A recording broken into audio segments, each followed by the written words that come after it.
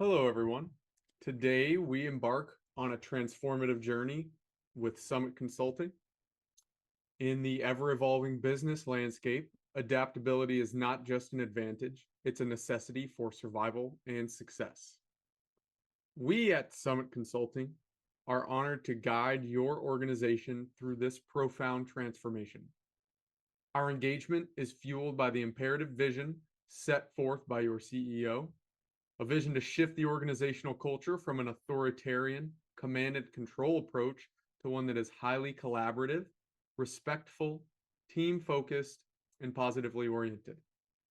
This change isn't merely a choice, it's a strategic necessity for the future of your business. Who are we at Summit Consulting? We bring a team of dedicated and experienced professionals with a proven track record of driving transformative change across diverse industries.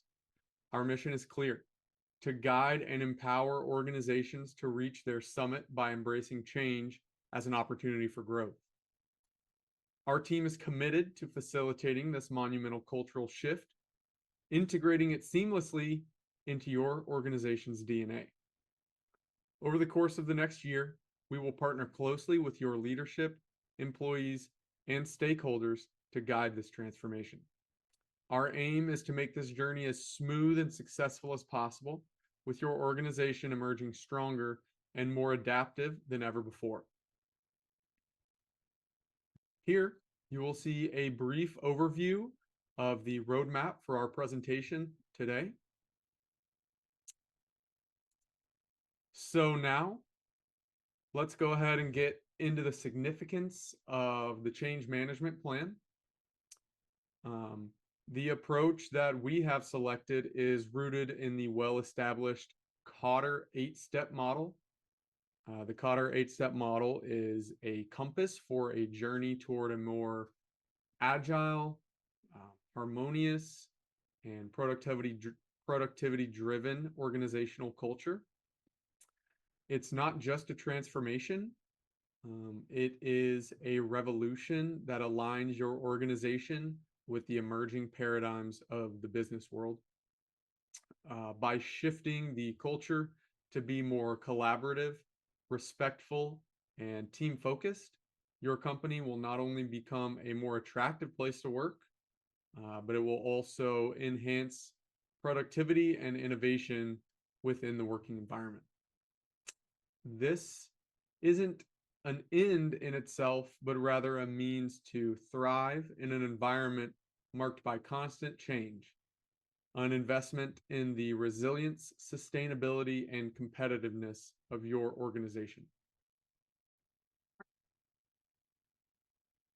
So when selecting a change model, we knew we needed to present to you a transformative approach that will undoubtedly reshape the future of your organization. At Summit Consulting, we firmly believe that change is not just an inevitability, but an opportunity for growth and improvement. The key to unlocking this potential lies in a proven and impactful model, the Kotter's 8-step model. Let's explore how Kotter's model aligns with your specific needs. First, establishing a sense of urgency is paramount to mobilize your organization in recognizing the imperatives for change, particularly concerning high turnover and declining profitability. The creation of a guiding coalition, uniting various departments in collaborative efforts, becomes the linchpin in effectively addressing issues related to turnover, morale, and managerial behaviors. A compelling vision, coupled with a strategic drive, is the heartbeat of Kotter's plan, a pulse your company needs right now. This vision propels a strategy aimed at promoting a positive culture and aligning managerial behaviors with your organization's core values. However, for this vision to materialize, communication becomes the catalyst. In step 5, Kotter's model underscores the need for clear and articulate communication to ensure buy-in and address workforce concerns. Removing obstacles to change is the next critical step. In your case, empowering morale and productivity. Providing necessary resources and supports becomes the bedrock for successful implementation. To maintain momentum, the celebration of early victories is imperative, showcasing tangible improvements in managerial behaviors, morale, or initial productivity enhancements.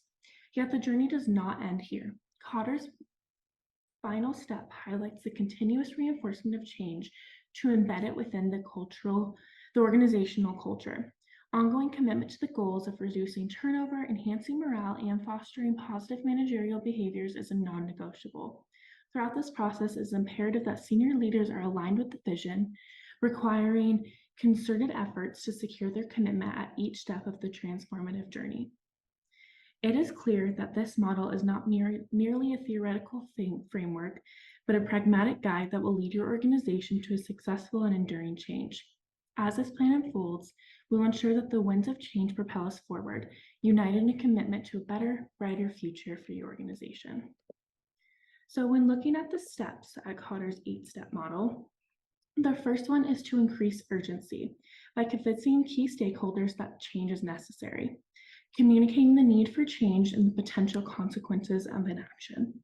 Next is building the guiding team, to assemble a team of influential and committed individuals to lead the change effort and ensure that the coalition represents various areas and levels within the organization. Third is to get the vision right. Develop a clear and compelling vision for the future by outlining specific initiatives that will help achieve the vision. The fourth step is to communicate for buy-in. Communicate the vision and strategy widely. Encourage employees at all levels to actively participate in the change process. The fifth step is to remove obstacles and empower action. Identify and eliminate obstacles to change and empower employees by providing the necessary tools and resources they will need. The sixth step is to create short-term wins. Plan and celebrate early successes. Use these victories to build momentum and demonstrate the benefits of the change. The step 7 is don't let up. Reinforce the changes and integrate them into the organizational culture. Address any remaining resistance and continue to build on the momentum. The final step is to make change stick. Anchor the changes in the organization's policies, procedures, and structures, and ensure that the new practices become the standard way of operating. This model emphasizes the importance of engaging people throughout the organization, creating a shared vision, and addressing both the emotional and practical aspects of change. It provides a structured approach for leaders to guide their teams throughout the challenges of organizational transformation. So to get the stakeholders involved, we will be using techniques like consultation, collaboration, and communication to engage with and create smoother transitions for groups like senior leadership, management, HR, and the employees, and to gain buy-in. So consultation is going to apply more for senior leadership, but it'll still work for the other levels too. We're going to bring the proposed changes and ask the groups for feedback, suggestions, if they have their own proposals. This is also going to help us gauge kind of where they stand. And it's going to move into the collaboration pretty easily as we want the groups to collaborate in actually making the decisions and moving forward with the plans. So of course, like HR specific changes are going to have HR collaborating more, and like the widespread ones will have senior leadership, but everyone's still going to be able to offer their input and perspectives for everything because they do impact each other as well. And the idea is that by collaborating and not like directly implementing a plan, which the managers did report that senior leadership's usually taken like a more harsh and demanding approach, we can try to create a more positive attitude that everyone feels a sense of ownership in. The active participation should also help the issue of like mixed feelings between senior leadership and also the low employee morale, because the stakeholder groups are going to like work together and come up with these ideas themselves and talk to each other. And by hearing all the perspectives in one place, it makes it easier for them to kind of understand each other's point of view, the need of change, the need for change, and accept the decisions that they're going to make, especially because they're going to be part of making the decisions themselves. And that's going to help create stronger buy-in for that unified goal. And then the last thing's really important, communication. We're going to set up a communication plan that's a bit more formal, where each group receives their department relevant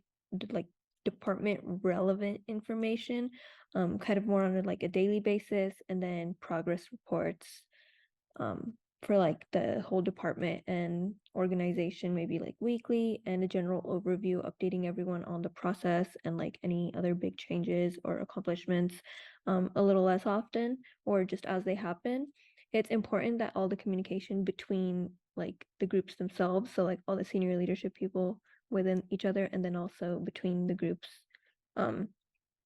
like between senior leadership, management, HR, and the employees of all the other countries, is frequent enough that they can all be on the same page and like catch everyone up, and also so that things are brought to people's attention so that they can like point out any potential issues they see or anything quickly, without causing too much of like stress on having to fix things after the fact. But they also shouldn't be so frequent that it like confuses them on what they're doing too. But by sharing all these updates and proposed changes with each other, we can build trust. The open and regular, transparent communication is also going to allow for all the different groups to speak up sooner and speak up more to address any like issues that they might see coming up, like, oh, that might work for you guys, but for our department, like that might cause issues for us. So by making sure that we're communicating that over different departments and groups, we allow for that to be caught more sooner. So obviously it's going to include two-way communication, and it's not just for feedback, it's also for recognition. It'll include like informal communications as well as formal, like letters and surveys. And overall, it's just to help set clear expectations from all the groups for what has already happened and then also what is going to happen. And like I said, that's going to be like daily, weekly, depending on what we're talking about. It also opens the door for people to ask for resources and support when and where they're needed. It's going to help speed up the process in general because there's going to be less road bumps and create just overall success. And I think it's important to note here, though, that it's really important to not just stick to like emails or formal, but you need in-person meetings too. And we can't have it all focus on like what's been done or what's going to happen. It has to include both sides of the progress, and you can't stick to just feedback and complaints, but you also have to recognize successes and the progress that you're making too. It's going to help create a sense of ownership, positive attitudes, and buy-in, especially as we pair it with the consultation and collaboration. So, the inclusion of union considerations within our presentation stems from the crucial role that unions play in representing the safeguarding of the rights of the workforce. For Summit Consulting, addressing these union concerns and collaborating effectively with representatives of the unions is essential for managing a successful cultural transformation within any given unionized environment. The significance lies in recognizing that unionized workforces process unique dynamics which require a delicate balance between cultural evolution as well as the protection of job security and worker rights. Integrating strategies tailored to engage and collaborate with union representatives ensures that our change initiatives resonate positively within the workforce while aligning with legal obligations and also collective bargaining agreements. Three of the primary union considerations have been highlighted on this slide. These are three amongst many other which are presented in the report. The first of which is early engagement and communication. This involves initiating transparent communication early on by outlining the rationale, objectives, and benefits of the cultural shift at hand. It also involves establishing a collaborative dialogue to address concerns and gather input from key union members. Second is compliance with legal requirements. The idea is to ensure full compliance with legal regulations and collective bargaining agreements, as well as to work closely with legal advisors to navigate potential challenges. Finally, training and development programs. Training and development programs will be designed to specialize and focus on essential skills for the new and forthcoming culture. The programs must emphasize the positive impact on job satisfaction and career growth. Moving on, challenges are inevitable, however, so are solutions. As such, we've identified many potential challenges as well as corresponding mitigations and solutions to these challenges. The challenges stem from internal resistance to concerns regarding cultural integration. And each of our mitigation strategies are tailored specifically to the firm's climate as it relates to each issue. Again, we have highlighted 2 here on this slide deck, amongst many which are formally presented in the report. The first challenge pertains to employee morale. Low morale during initial change efforts can pose a hurdle to successful transformation. The mitigation approach would be to boost morale by implementing target initiatives aimed at uplifting employee spirits. Recognition programs and team building activities will be introduced to infuse positivity and also to develop a sense of belonging in the work environment and work culture. Continuous monitoring of employee sentiment will enable prompt resolution of concerns. These efforts aim not only to address immediate morale issues, but also to instill confidence in employees regarding the positive outcomes of the cultural transformation. The second presented challenge pertains to resistance from internal leadership and management. Again, potential resistance from entrenched leaders and managers who are accustomed to an authoritarian culture. Our mitigation approach to this challenge involves direct engagement of said leaders and managers. Summit Consulting adopts a proactive strategy targeting leaders and managers in tailored leadership workshops, which are personalized one-on-one sessions. These sessions aim to showcase the inherent benefits of the new culture while directly addressing concerns. Additionally, senior leaders will be engaged as change champions, tasked with modeling and advocating the desired behaviors. This approach not only addresses resistance, but also leverages leadership influence to catalyze cultural change throughout the organization. Again, these focus strategies aim to target specific challenges encountered during organizational change, all of which showcase Summit Consulting's tailored approach in mitigating hurdles for a smoother transition.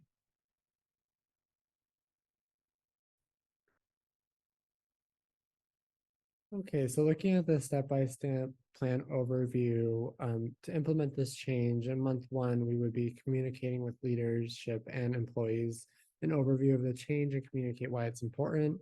So looking at the initial steps of what change needs to happen, getting employee feedback as well as leadership feedback. Month 2 would be to delegate specific employees and leaders to act as champions for the success of the change implementation. So this would be a change action group that would be responsible for ensuring that the company is on track to implement the change, and then also looking at any ways that they could improve it. Months 3 and 4 would be consisting of consulting with employees and leaders of various departments to finalize the change that will be implemented, as well as to show how the procedures in the organization may change. Months 5 and 6 would be to unveil the change to all employees and start implementing the change in their daily task and their expectations. This is also where the organization would open channels for employees to submit feedback. So if they have any concerns or any ways that they think that the change could be implemented more effectively, this is the way that they could do that. Months 7 and 8 would be to really focus on leadership empowering employees through the change, ensuring that they have the adequate ability to communicate concerns and have a clear understanding of expectations. This is also the time where senior staff would look at the strengths and weaknesses of the change and adjust where necessary. Months 9 through 14 would be where leadership continues to monitor employee success through things like dialogues and those feedback channels. Look at what has been working, what hasn't, to make any adjustments. And then this is also where that team dedicated to the change will be dissolved, and that burden would be placed mostly on leadership. And then lastly, leadership would continue to reinforce the change to ensure that all of the employees are fitting their new expectations. And then beyond that, beyond those 14 months, it would be best practice to continue looking for quality talent that meets the needs of the company now, and also matches that culture. So some sample key metrics would be, for instance, making sure that production is at 85% efficiency, customer satisfaction is above 90%, employee satisfaction above 80%, and then keeping the turnover below the 10% industry average. And then to further evaluate whether or not the change has been successful, leadership should be able to use things like the timeline to ensure that the company is following the desired timeline for the implementation of the change, and also ensuring that all the employees are on a similar trajectory to fully implement the change into their daily tasks. Looking at culture, so understanding how the company culture may be shifting to accept the change, or if there are any opportunities for leadership to support employees further to ensure that the culture is shifting the way that they are looking for.